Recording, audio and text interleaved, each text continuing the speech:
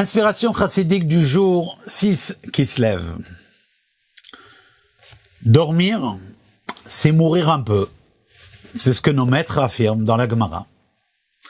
Echad mishishim mimita, un 60e. Bon, un 60e, on connaît la règle. Batel bishishim, c'est annulé. Baruch Hashem. Et que chacun ait une longue vie. Il y a cependant un autre point commun, hormis le fait qu'une personne, elle est inactive.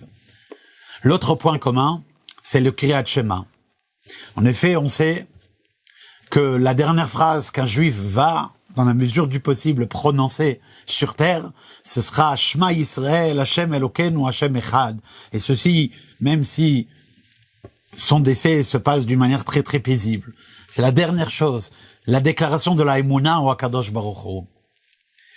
Et ainsi aussi, chaque nuit avant de dormir, avant de terminer notre journée, on dit pareil, Shema Yisrael, Hashem Elokeinu, Hashem Echad. Mais il y a une différence fondamentale entre les deux. Car en effet, à la fin de la vie d'une personne, lorsqu'une personne dit « Tout n'est que Dieu, Shema Yisrael, Hashem Elokeinu, Hashem Echad », c'est une admission qu'en effet, c'est un aveu qu'en effet, il se peut que pas tout a été fait comme il se doit dans sa vie, et il le regrette amèrement, et il avoue « Tout n'est que Dieu ». Et il espère que Dieu le pardonnera. Mais il n'y a plus de temps pour corriger les choses.